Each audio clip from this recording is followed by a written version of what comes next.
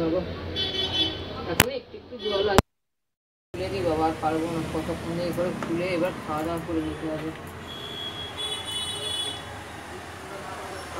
আমাকে শুধু আমার কথা শোনো তোমরা, তোমার ফেসটা এখন দেখাচ্ছি না, দেখবে এক্ষুনি দেখতে পাবে ফেস। এই সবজিগুলো এবার তুলে রাখছি, মানে জলটা ঝরে গেছে, এবার তুলে দিই। ঠিক আছে,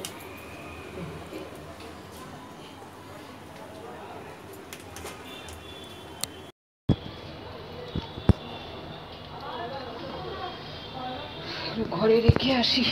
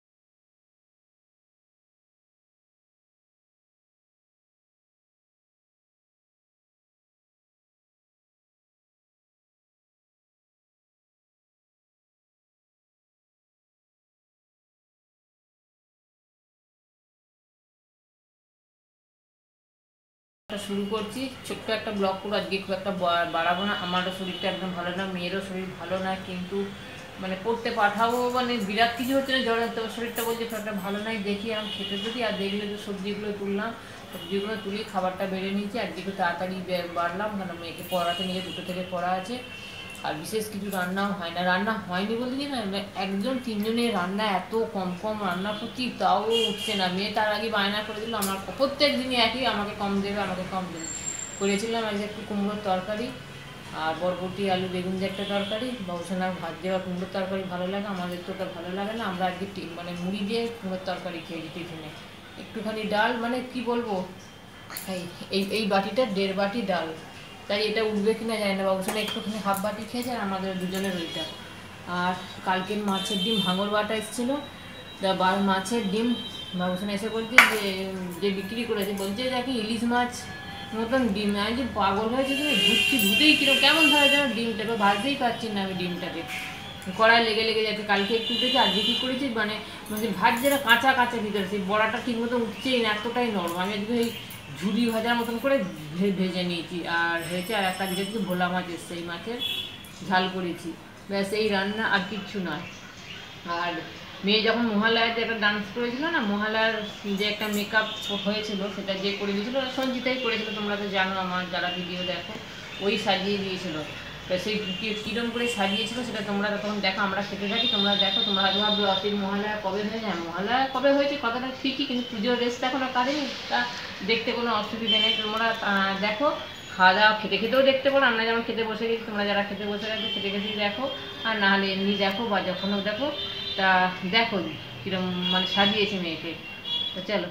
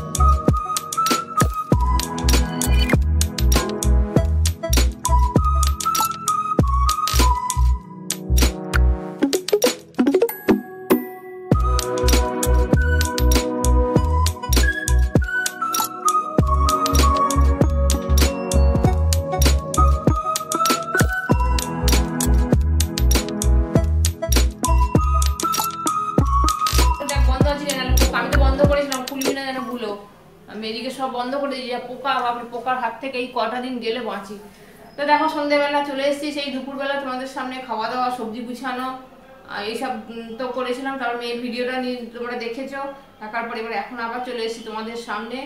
আর এখন বাজে সন্ধ্যে 6টা, বাবুসোনা 5:30টার মধ্যে বেরিয়ে গেছে। চা মুড়ি যা খাবার এক মুঠো খেয়ে বিজয়া সম্মেলনী আছে কোথায় বেশ বললো, গঞ্জ বাজারের ওখানে নাকি বাগবাজারের জায়গা আছে ওখানে, তো ওখানে বাবুসোনা চলে গেছে। আমি আর মেয়ে বসে আছি। আর মেয়ে বললো মেয়েকে পড়তে যেতে পারেনি, শরীরটা খারাপ ছিল, মানে সকাল থেকেই ছিল খারাপ, মানে স্কুলের ক্লাস হলো 12টা পর্যন্ত, 12টার পরই দেখলাম ও শুয়ে পড়লে চাপা দিয়ে। তা আমি দেখলাম গায়ে জ্বর টর আছে কিনা, দেখলাম জ্বর তো নেই, কিন্তু বলছে ওর ভালো লাগছে না, গা ম্যাজম্যাজ করছে, অথচ ওষুধ খেয়ে যাচ্ছে। ওর পুজোর আগে থেকে শরীরটা খারাপ, তখন আবার খাওয়ার খুব অবনতি হলো, ডাক্তারবাবুকে দেখালাম, খাওয়ার ওষুধ দিয়েছিল। ও যদিও নেচারটা খুবই কম খাওয়া, তার মধ্যেও সেটা যদি বন্ধ হয় তাহলে তো চিন্তা হয়। এটা যাকে সেরকম চলছিল, আবার হঠাৎ করে কাল থেকে সেই খাবো না, ভালো লাগছে না, সেই একই গল্প চলছে, এদিকে ওষুধও চলছে। তা যাকে দেখলাম যে যা খাবার দিচ্ছি খেতে পারছে না, চোখগুলো ছলছল করছে, গা বমি করছে, আমি তাহলে তো পড়তে পাঠাবো না, দরকার নেই। আবার এই শরীর উইক নিয়ে যদি বাইরে যায়, বাবা বাইরে তো মানে পরিস্থিতি খুবই খারাপ, সেই নানা সাতবার চিন্তা করে পাঠালাম না। তবে এখনো পর্যন্ত কোনো জ্বর টর কিছু নেই, সেদিক দিয়ে ভালো। এখন ওই খালি খাবো না আর খাবো না এই গল্প, আমি ভালো লাগলো। ডাক্তারের কাছে দেখি আর একবার যাবো আজকে। আর তো যে ওষুধগুলো আছে চলছে, ফোনে একটু কথা বলে নেবো, কি বলেন দেখি উনি, তারপরে হবে। তাই এইসবই চলছে। আর কি বলবো বলো না, সবসময় ভালো আর কেউ থাকি না, একটু ভালো থাকি তো একদিন ভালো থাকি তো 4 দিন খারাপ, এই যা হিসাবে। আর ভিডিওটা বেশি বাড়াচ্ছি না আর কি, মানে বেশি বাড়ালে সেই তোমাদেরও ভালো লাগবে না, যে একই গল্পে একই ছাঁদ একই তার মধ্যে থেকেও একটু ভালো বলতে কি, দেওয়ালি তো আমি আর একটা গিফট পেয়েছি। বলবো যে গিফট পেলি কি ভালো, কথাটা ঠিকই, যে গিফট পেলে কারণ কার না ভালো লাগে, সবারই ভালো লাগে, আমারও ভালো লাগে। হঠাৎ করে আবার গিফট, এই তো পুজো মিটলো, তাহলে কে দিল গিফটটা? আসলে তোমাদের দাদা না এরকম উদ্ভট কাজ করে থাকে, বলেও না, কিছু নয়। আর এই আমাদের এখানে যে দোকানগুলো আছে না, এখানে অনেক দোকানের সঙ্গে মানে এখানকারই তো ছেলে অনেকদিন এখানে বসবাস করছে, 25-30 বছর, ভালোই অনেকের সঙ্গে ভালো পরিচয় আছে। তাই একদিন দুপুরবেলা দেখি খেয়ে শুয়ে আছে, যে ফোন এলো আননোন নাম্বার, তো আননোন নাম্বার থেকে না ফোন তুলি না, ফোন তো কি মনে করে তুললাম, তুলে বলি বৌদি এখানে একটা আপনার নাইটি আছে নিয়ে যান। আমি আমাকে কয়েকে নাইটি আবার দিল। তা আমি যে কে দিবে, যে আসবেন নিয়ে যাবেন সবাই, ঠিক আছে আজকে তো আমি যাচ্ছি না, অন্যদিন যাবো আর কি। তা বলে আজকে দুপুরবেলা গিয়েছিলাম, মেয়ে তো খেলো, খেয়ে দিয়ে শুয়ে পড়লো, আমি এই জাস্ট নিচে নামলাম, গিয়ে নিয়ে এলাম। বলে দাদা নাকি কিনে একদম টাকা ফাঁকা মিটিয়ে দিয়ে বলেছে বৌদিকে বলে দেবে, মানে সারপ্রাইজ আর কি, দেওয়ালি সারপ্রাইজ, কি বলবো আর, মানে দরকার নেই তারপরেও কিনেছে, কিছু তো করার নেই, সেখানে তার ফেরত হবে, টাকা তো কেউ ফেরত দেবে না, যদি চেনা পরিচিতির দোকান হোক। তা কি দেখি নাইটি কিরকম ভালোই কিনেছে, জানো তো, পছন্দ হয়েছে, খারাপও নয়। এই দেখো,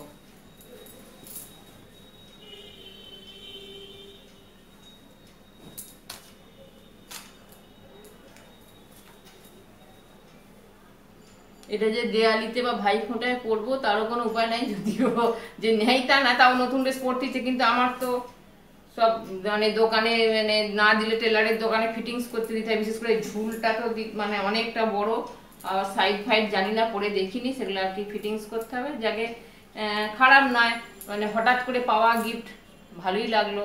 গিফট পেতে কার না যে ভালো লাগে, সেটা তো সব ভাই ছোট বড় কেউ বাদ যাবে না। তো আজকের ব্লগটা আমি এখানেই শেষ করছি। আসতে খুব শিগগিরই আমাদের আর 2-3 দিন আছে, একসঙ্গে 4 দিন আছে দেওয়ালি, আমাদের দেওয়ালি পুজো আসছে। তোমাদের আগাম শুভেচ্ছা দিয়ে রাখছি, আবারও সেই সময় করব। দেওয়ালিতে তোমরা সবাই খুব খুব এনজয় করো। তবে হ্যাঁ, কোর্ট থেকে নিষিদ্ধ হয়ে গেছে, আর মানে কোনো রকম বাজি পোড়ানো যাবে না। ভালো হয়েছে একদিক দিয়ে, একই দূষণ, তার উপর আর নতুন করে দূষণ বাড়িয়ে লাভ নেই। সব দিক দিয়ে যেটা ভালো হবার সেটা ভালোই হয়েছে, খারাপ কিছু নয়। তোমরা সবাই খুব ভালো থেকো, সুস্থ থেকো, অবশ্যই সবসময় সাবধানে থেকো। আর নতুন একটা ঠান্ডা ওয়েদার আসছে, এই সময়টা সবারই মানে বেশ কেউ বাদ যায় না, প্রায় সবারই সর্দি কাশি ধরেই থাকে। তাই সবাই খুব সাবধানে থেকো, ভালো থেকো। তোমাদের সাথে দেখা হচ্ছে নতুন একটা ব্লগের সাথে।